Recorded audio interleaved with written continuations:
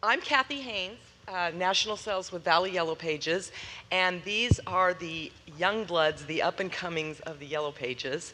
I want this to be a very casual, interactive discussion. So if you've got a question, please raise your hand as long as it's on topic, because once we get through, we might have covered everything that, whatever questions you may have. So.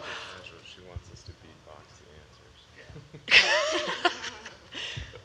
All right, so I'm gonna let each of you just take a few minutes to introduce yourselves and what your position is, what company you're with, kind of give us a point of reference as to what size your organization is, how many titles you publish, that kind of thing.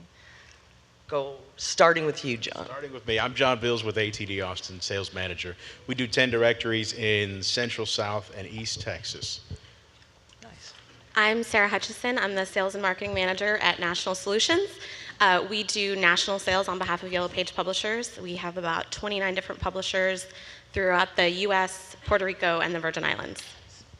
Sarah, you rock! I'm Amber Weems, and my family owns directories, newspapers, magazines, radio station in 2 markets in Texas, outside of Austin, and in Corpus Christi. Quinn Baum with Impact Directories. We're in Idaho, Colorado, and Washington, and Wisconsin, and we've got about 12 titles. Nice, nice. So we've asked the membership to submit some questions. If you were to sit around, a campfire with the Youngbloods, what are the questions that you would ask them? And we got several back. I appreciate that. And we have gone through and kind of scrubbed the list, if you will, and got what we thought would be the topics that would be of interest to most of the attendees. And I'm going to, I need my big girl glasses. I'm going to start with a question that Quinn actually wanted to tackle. And the question is, what are the best strategies you have experimented to slow down print production revenue decrease? Okay, now when I heard this question, I thought, man, that's kind of loaded, because your print product should be going up. Your print sales should be increasing. So that's kind of I would say, kind of a slightly misleading question. But the things that we've used that have been very helpful in us growing our print directory, we use a lot of Steve Sitton's market authority stuff. We use Fromholzer's slides all the time. We talk a lot about the internet in our sales meetings. And what we actually discuss is more along the lines of how it sucks. We are constantly trying to find articles that prove what we know, and that is that the print directory is where your best return on investment is. And so just last couple of weeks, we've talked about the Federal Trade just came up. Seth, what was that article about the Google searches being unfairly, was it the FTC? Okay, so the FTC just did a case with Google where Google was unfairly listing their listings above other people who are more relevant. So we talk about that. We also, Javier, my controller, he found an article about the growing disparity in wealth between the young and the old, and how there's been a 42% increase in those 65 and older, and how they have way more wealth than the 25-year-olds, and that gap has been growing. So we talk about that all the time. And I'm going to say from Valley Yellow Pages, that's one that's very effective for us also. Is I don't think that people, because in their mind, the first thing is, well, nobody uses the print. My son doesn't even, all he uses is his mobile, and then you have to go, well, where does your son live? I mean, you have to bring it in for them, because they're not getting that. And I didn't mean to no, but we use that quite a bit. It's that this brings up a perfect. I mean, you talk about kids living in the basement, and everybody either has a kid living in their basement or knows a kid living in a basement. So We use that line all the time as well. You want a 25-year-old living in a basement somewhere, or do you want a 55-year-old who owns the basement? Right. And also the fact that there are so many different, life changes that are going on for the older people. There's health services, there's remodeling, there's finally get that kid out of the basement and have a game room or something, So it's very important to bring that home. I'm going to ask you, John, can you give us, just share with us maybe some strategies that you've used to overcome the objections to print? Well, it's interesting because right along with what Quinn was saying, I had a customer in LaGrange, Texas, which is not a very small town, but it's not a very big town, certainly, tell me, nobody's using the phone books anymore. It's all internet, it's all mobile, it's SEO and things like that. And he runs a small local radio station. And I turned to him and said, that's about like you saying everybody listens to XM radio. Well, no, out here in LaGrange they don't. In Austin they may listen to XM radio all day, but here they want to hear the weather report, they want to hear how the crops are doing, they want to hear who got arrested over the weekend, and they want to hear the county commissioner's report. And so it was real easy to turn that around. And when you make it real for them, and you say, okay, let's take what you think, what the perception is, and let's apply it to your particular situation, they realize how absurd that is. And so, you do a little research going in, and you turn it on them and apply it to their situation, and they realize that there's some holes in their argument. And I think that's what we need. That's the role we need to take. And we have to remember when we're going out on a sales call, we are still in control. I mean, we're the ones that are sitting down and we're consulting, and it's not just selling, it is really looking at their business and partnering with them and let them realize what the real world is out there and what's still going on as far as search. Amber is going to tackle the next one for us. What, if any, new print products have you introduced or may introduce to your clients in the next year? Being from a multimedia company, we definitely take a hard look at content. And I know that directories are content. It's reference content. And we do a good job of going out in our communities and curating all those businesses together, and then obviously getting all the residential listings together and the cross-reference, and really repackaging that to where it becomes essential to use. And as we talked about, we have to educate people on remembering how essential that is. But I think that there's some other content out there that could also get other than cross-reference or residential listings. There's some other content out there that we could also bring together to try to get people to go to the directories more often and breaking that out. And we started a few products, a business newspaper and a monthly ad mailer, that we've also were able to go out and talk to businesses and write stories about them and really kind of create a newsletter, and then put that together and working with the same businesses we're working with in our directories to talk about those products. Sarah, you're up. Does your sales force sell all of your platforms that you offer, or does each have a designated team? So this is kind of the great debate that I feel like is talked about at every conference, is whether or not you combine your print sales force and your digital sales force. In the national side of things, we do everything all in one sales team, because we get a limited amount of time with the CMRs. So we really have to maximize the efficiency of those calls and those visits. And so we always talk about, we look for people who are really quick on their feet. You have to listen to every little thing they're saying, new markets they're going to open in, different strategies that their clients are going towards. And then we have to think about which one of our publishers' products, whether it be print or digital, fulfills that need. So for us, there really is, the only way to do it is to integrate the two. And can I ask you that same question, Quinn? Do you have separate sales teams, one that concentrates on mobile, one on internet? Or yeah, our sales team doesn't have very many online products. We've always focused on the print, and until the return on investment speeds up to match that of the print. So the few products that we do have a website, and we do sell websites. But we have them integrated because it's a relatively simple sell. And I'll speak for Valley. We also, our sales reps will go out and sell all of our different platforms. We have no separate teams. All right, Amber, I'm going to come back to you. What are your best strategies in terms of product bundling? I think that when we take a look at our different products, we have to, number one, make sure that the sales staff are educated in what the product is. And I think that's the biggest struggle that we have is so many of us have tried to take our directories and put them online, and we've recognized that the ROI on that is not so great.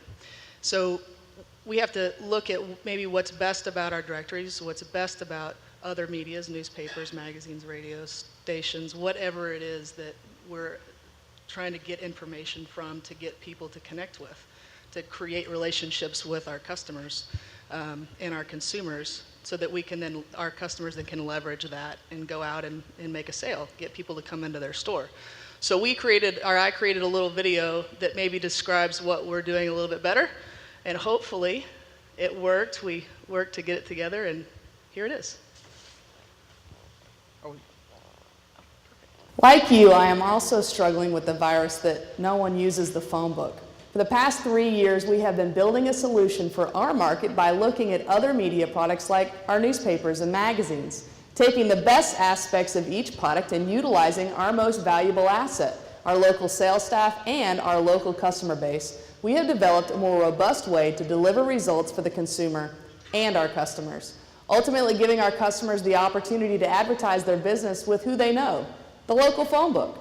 So much of what we need is already found within our directories. Think about it. We can break out the directory's related headings into guides, final arrangements, medical, legal, vacation, and the list goes on and on.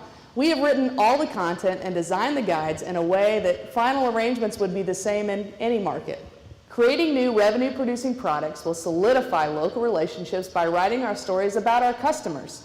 These new products have taken the responsibility off our local sales reps to defend our directories.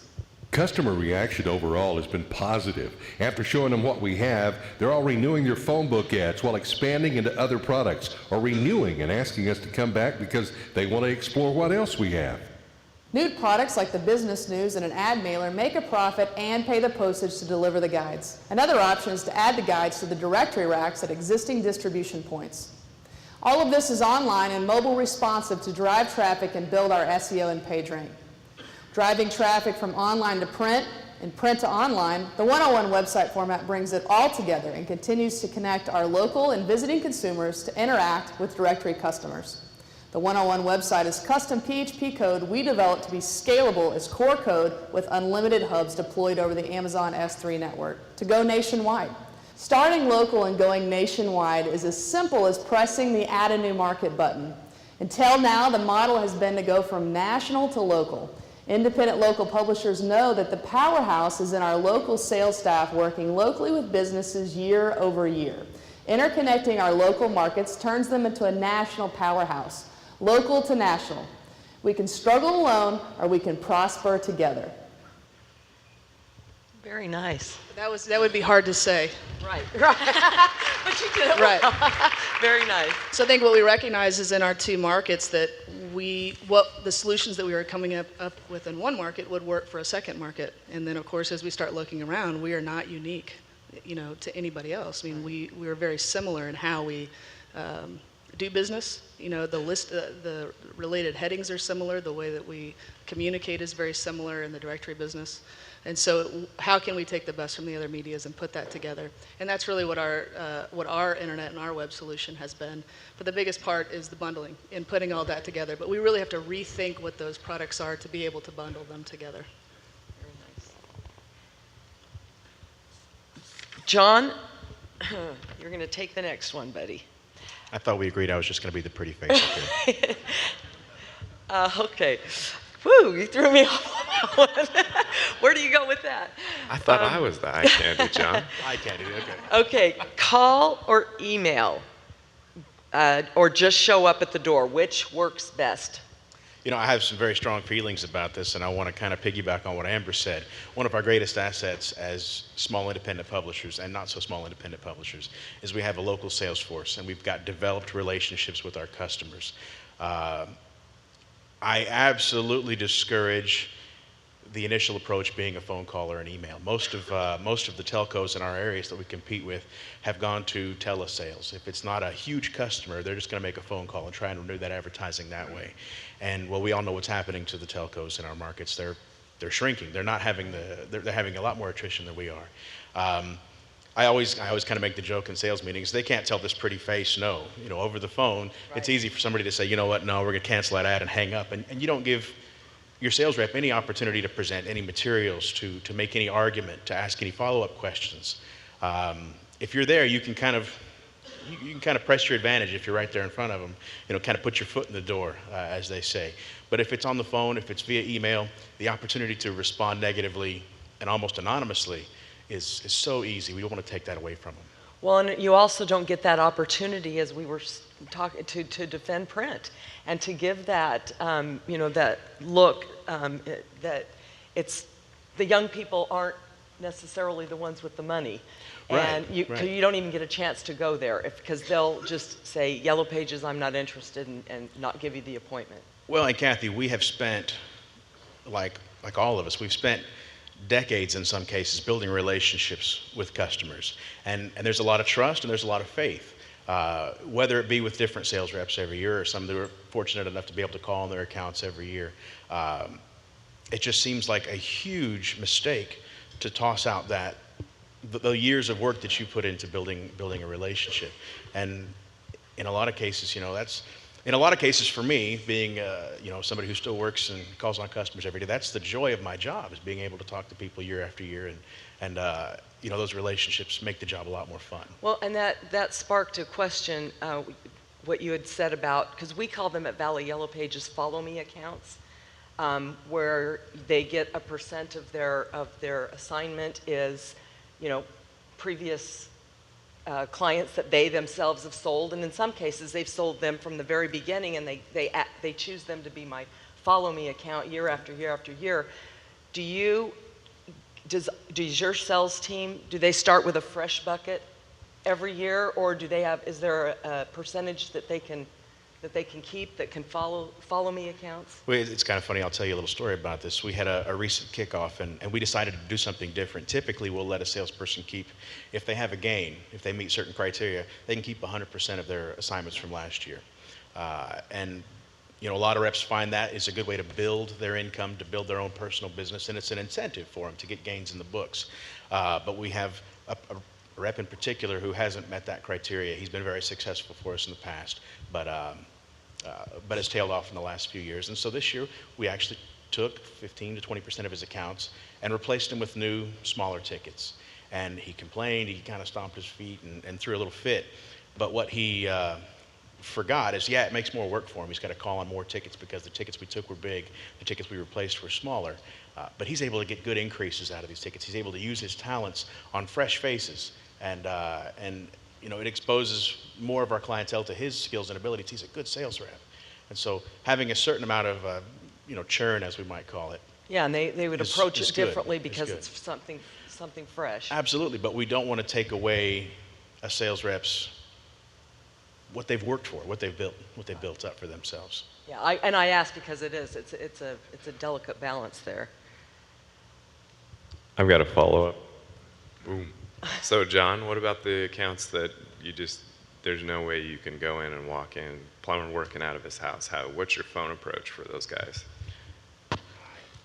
Well, personally, I try and do as much self-deprecation as possible. Gosh, I know you don't remember me.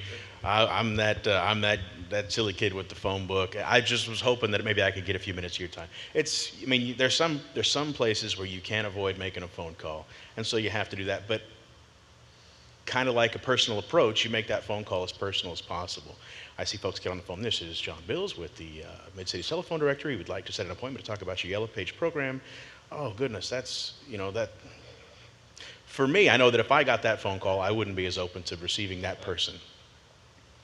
Yeah, exactly. Okay. Does that answer your question? A little bit. I'll catch you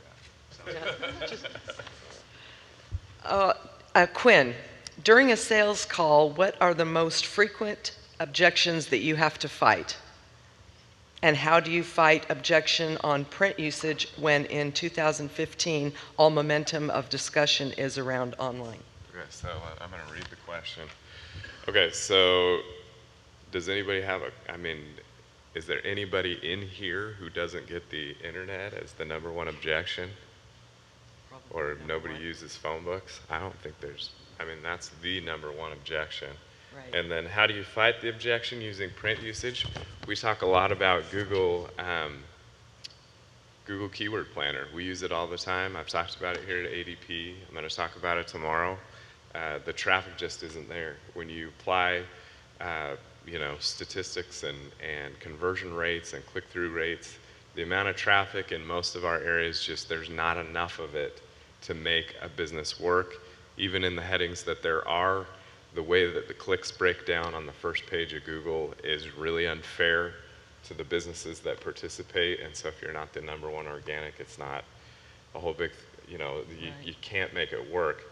Again, going back to Steve Sitton stuff, if you're struggling at all with your print and you haven't used Steve, you need to get him to your market. You need to get him to come teach your reps about their stuff.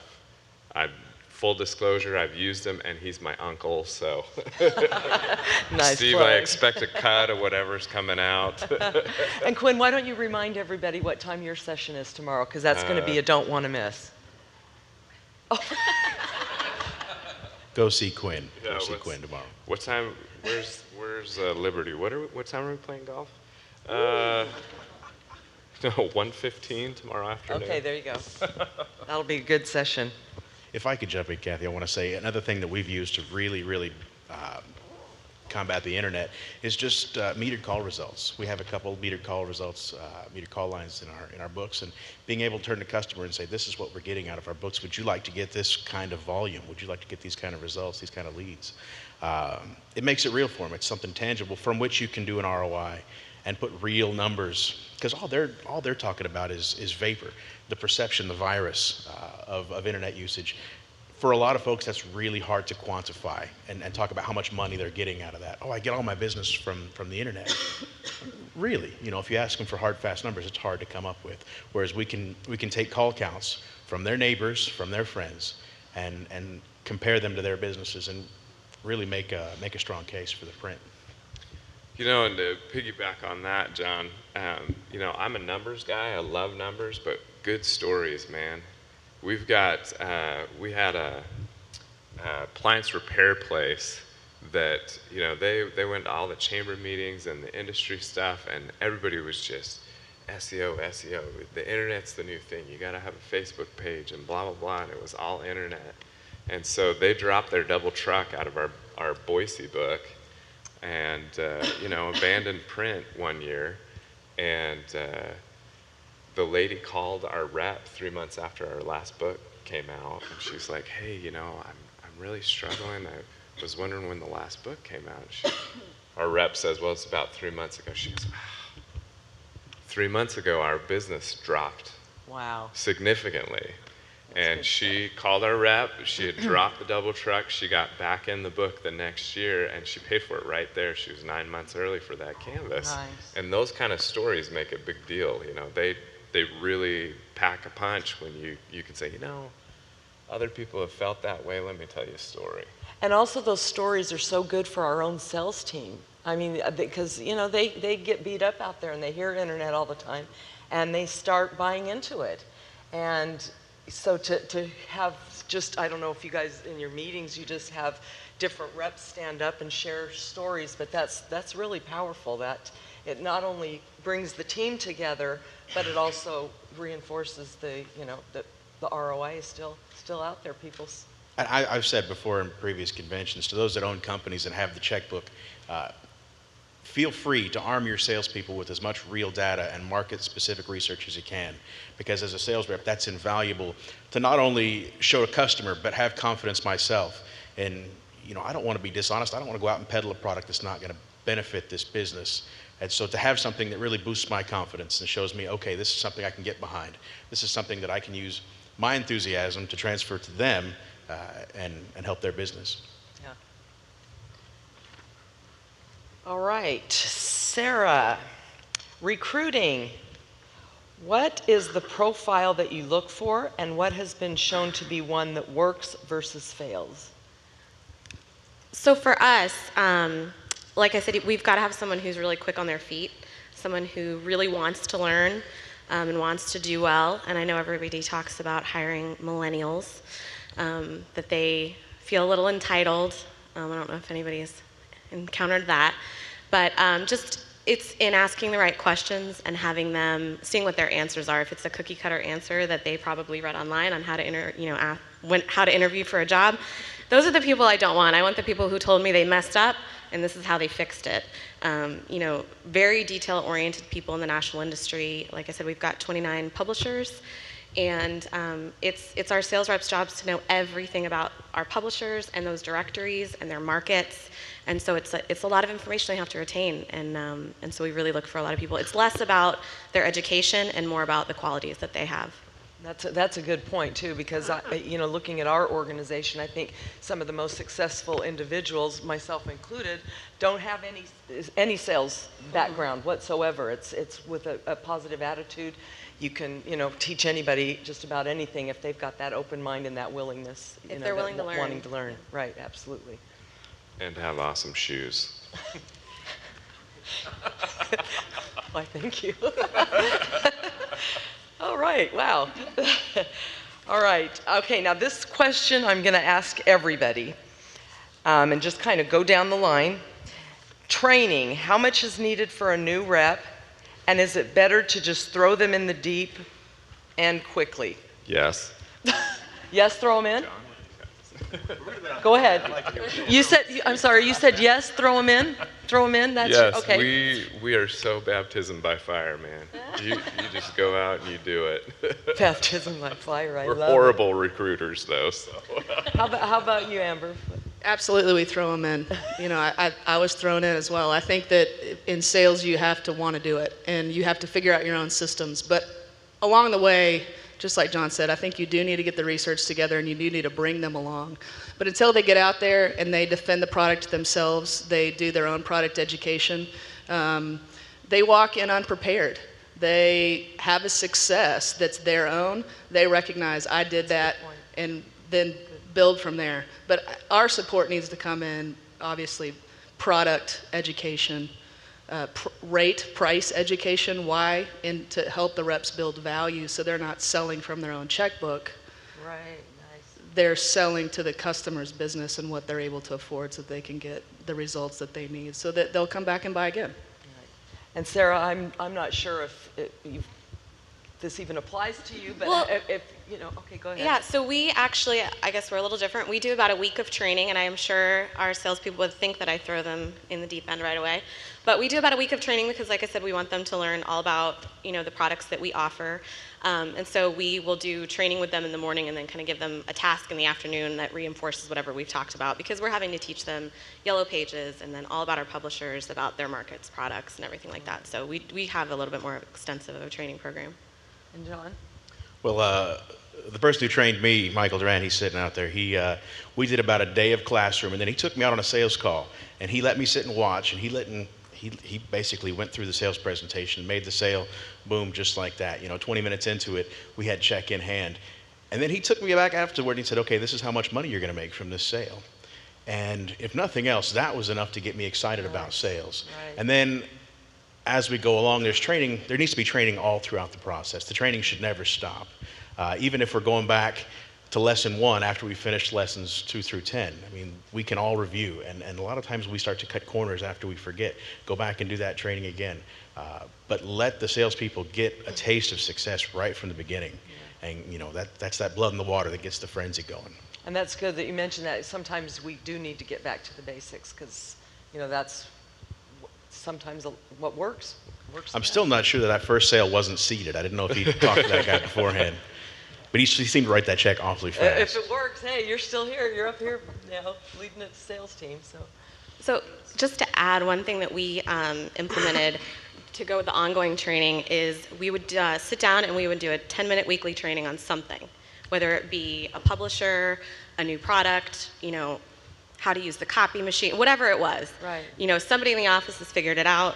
share your knowledge with everybody else. So we really get together and work as a team a lot, and that helps with the continuing training. Do you have that training spread out? Are different people responsible for that every week? So you have your rank and file rep coming up with training opportunities? Right. Awesome. So, and it's nothing, it's not hours long, it's 10 minutes. It's success stories. Right. I had this conversation and this is what worked and here's what prepared me for that. We've done the same thing with our sales reps, and they hate it, but it's so good for them. We hated it in the beginning. Yeah, It helps them get out of their comfort zone a little bit. They hate it, but a It lot of grows. times it ends up them telling a really good story about a success that they had that week. And it's not really training, it's just them sharing, this is what I did, Nice. this is how I did it. Nice. So, Amber, how often do you guys have sales meeting? We have weekly sales meetings. The sales managers meet with them, and then I meet with them in my office in Marble Falls. I'll also meet individually with my staff and talk to them about their goals and talk to them about the product and really talk to them about the business. And I find that those conversations, they understand the impact that their sale makes on our overall business, and they have a little bit more buy-in. They obviously have the ability to ask questions of me, things that maybe they wouldn't want to ask in a group, and they could ask those and how they pertain particularly to them. And that makes them, again, buy in a little bit more. And then down in our Corpus office, as Quinn and I were talking, our offices are very far apart, and so I don't get down there as often. So a lot of times by email, I just reach out to them and talk to them or send them information to help. And then when I'm in the office, try to meet with them individually as well to ask questions, answer questions, talk about our products. Okay, this is another question that I'm going to ask all of you, so just going down the line. Are all of you guys away from paper contracts? We're a paper business, Kathy. We like paper. Paper never fails when you pull it out in front of a customer and, oh, I'm out of battery, or I don't get signal, or, oh, I can't get my iPad. I piloted a tablet contract program for about 2 or 3 months, and it was clunky for us. Okay. How about? National contracts are all Right, digital, right. And I would say that most of our publishers still use paper contracts. Right. And Amber?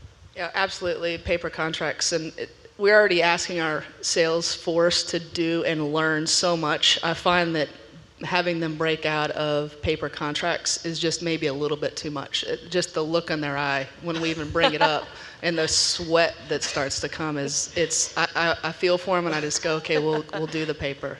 We'll do the triplicate. Paper. Okay, all right. And so then I'm sure, are your copy sheets paper?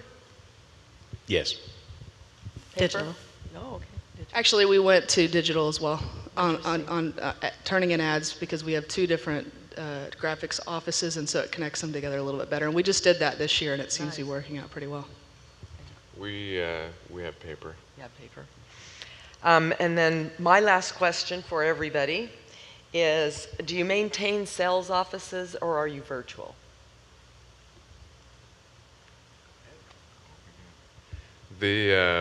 We absolutely want to feel local, even if I'm in Boise, Idaho, I want my Wenatchee, Washington office to have a local feel to it. So we have offices in most of the markets that we're in, and it just gives the sales reps a place to hang their hat, and it gives us signage. That's usually one of the biggest things we look for is good signage.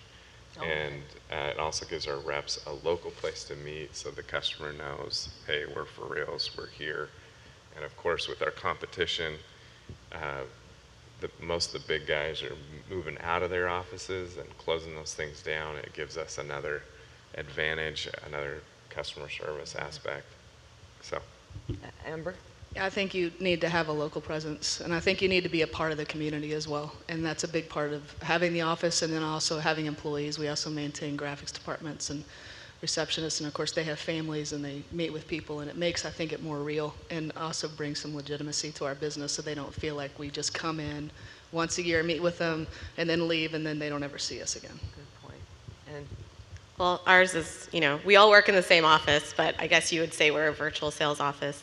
most of the work that we do with the CMR community is over the phone and email because they're spread across the country, like Kathy knows. So we do maintain an office, even though we could probably all work from home. But we like to be able to collaborate and listen, to other people's success stories or how they're combating an objection. So it's important for us to all be together. We have a few satellite sales offices in some of our bigger markets, but a lot of our markets are pretty far afield. So we have partnerships with chambers where they'll let us use boardrooms and such for sales meetings, and we're able to do it that way. We would love to have little tiny offices in every county, but 30 or 40 counties, that'd be a little cost prohibitive. Right. What's this? I can't see. Time's up. Oh, time. It means we got 15 more minutes, Okay. Kathy. Just go ahead and keep talking. Okay, we're going to just open up.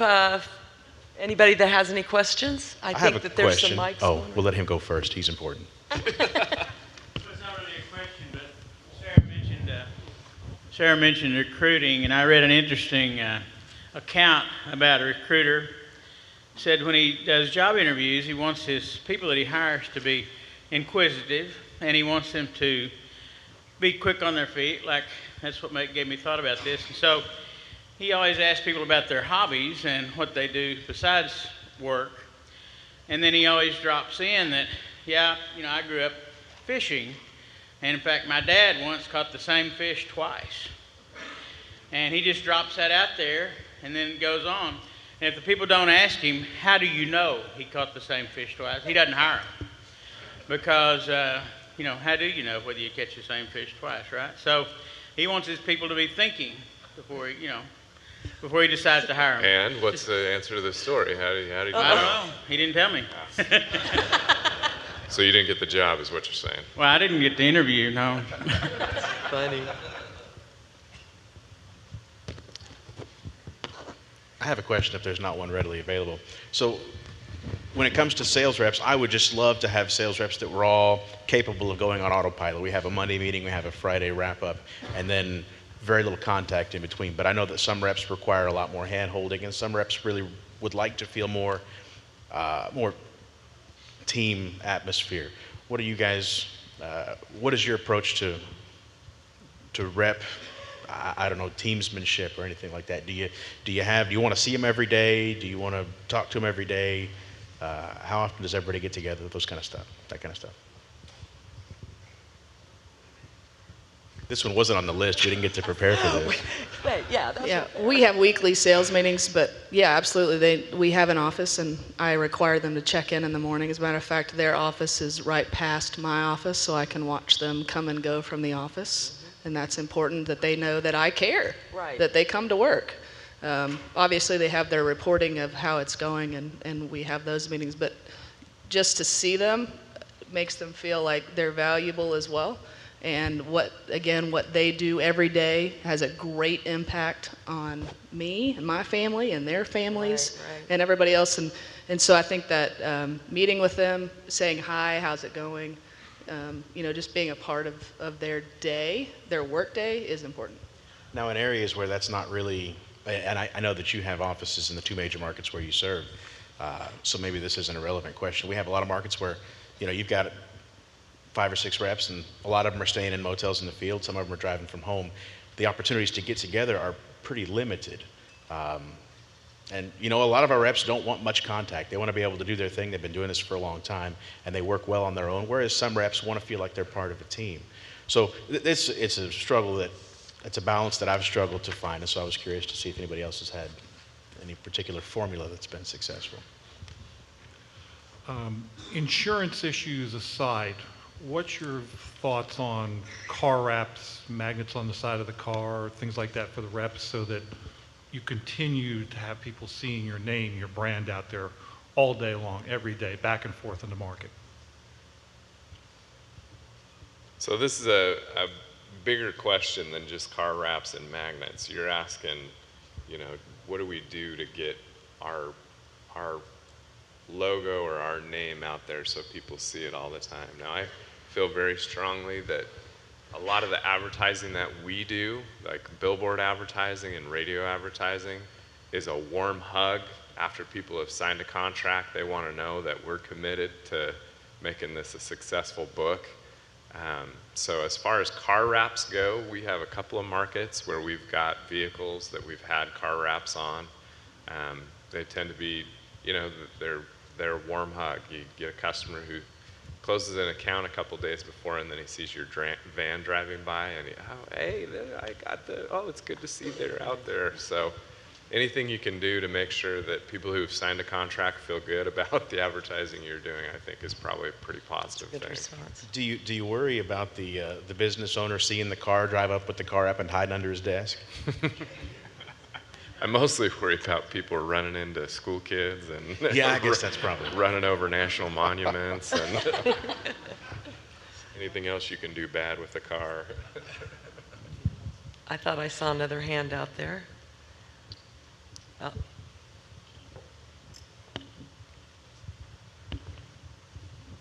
And get trade on your car wraps. Ooh.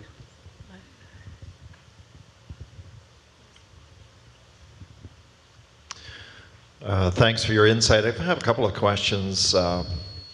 Actually, first of all, here's an easy one. Do you take a laptop or a tablet into your calls? No. No. We're pushing, for the most part, we're pushing traditional print products, and so we stick with that. We ask our reps to use the customer's computer because a lot of times they don't have Wi-Fi. It's hard to get connected. If you try to use cellular, especially in the rural areas, it doesn't work so well. So if we need to get on and show our one-on-one product or show a flip book or look at something online searches, then we get them to utilize the customer's computer, which is already set up. They know how to use it. Then they're doing it. The customer is doing it. And again, the customer takes a little bit more ownership and is a little bit more involved in the process as well. So Keith, we use the keyword planner a lot, and we use a lot of technical stuff. We found that just printing the pages out after we've done the search is a really effective, quick, easy way for us to get the information across to the customer, and then they can hold on to it afterwards. You have a high level of control over what shows up on that screen, too. So are you, when you say you're printing that out, are you printing that out for the rep, or the rep, is that part of their prep? Or? Part of the prep. Reps or the rep secretary will do that beforehand and have that ready to go when they go in to see people. I don't think my wife would like to be called the rep secretary. You get secretaries for your reps. I'll give her a call. She can do our work. So just a follow-up question. This is sort of an overreaching, sort of a broad question, and I would think the average age up there maybe is 30 or whatever. Well, the guys, we're in our upper 30s. The ladies are still in their 20s. Easy So now, Keith. Kathy brings down the average a little bit. Thank you, John. Way down. So we compete against a telco up in Canada, the utility, that basically has gone out and said there's no future in print. They show up and talk almost 100% digital. And so my question is there a future in this industry? And from, you know, I just look around the room and there's a lot of us gray hairs here. And is there a future for young people? I go into my local coffee shop and I see guys there with laptops and you know, they're hanging around and they're supposed to be working for internet SEO or whatever the case may be. So how do you convince that crowd or that segment of the population that there is a future in this industry? With a big fat paycheck. Keith, we've got a long time where the print product is going to be the best return on investment. And even if the internet comes in and really takes a huge portion of our usership, there's still going to be a long tail of where we are the easiest place to get the biggest chunk. Because the internet is a huge and very fragmented landscape. So even if we only have 15%, you know, of people using the phone book on a regular basis, we will probably still be the best place to get the biggest chunk. So as far as future goes, we've got a long time before any of us should really be worried about, you know, not making our mortgage payments. Yeah, my first conference, My first conference 20 years ago, we were hearing about this World Wide Web that was going to wipe out print forever. That was 20 years ago. And look, we're still here. And one more comment. The competitor that you're talking about has some books in Texas, which we had the privilege of working with, and those are some of the most profitable books that we have. Walking away from a print product is giving yourself a death sentence, I think. Okay, I'm getting, sorry. That's all right, I'm He- just getting the... They make their print size smaller. They do everything they can to scare away their local customer. They get rid of all their reps. Of course the phone book's not working for them because they're making all the stupid decisions they can to make their product less worth, less usable. So, it's a self-fulfilling prophecy. Of course they are. For you, though, the story is totally different. So that's really important to remember. I think too you have to realize that it is a virus, and if we recognize that it's a virus, it's not killing our industry. It's definitely a virus that we have to fortify and get ready to go and compete against. That's a good way to look at it. Then that's when we look at our directories and we look at other products and we say, what are the bests that we need to focus on, and how can we take a fresh look maybe at our directories, and not think, well, you guys trying to put our directories on the internet. We're not an internet product, we're a print product. And so we can't just put our product online and expect that that's going to work. So we do have to take a hard look at that. And when you talk about recruiting for the next generation, we have to take into account that this virus is here and we need to defend ourselves against that. And some of it might be changing.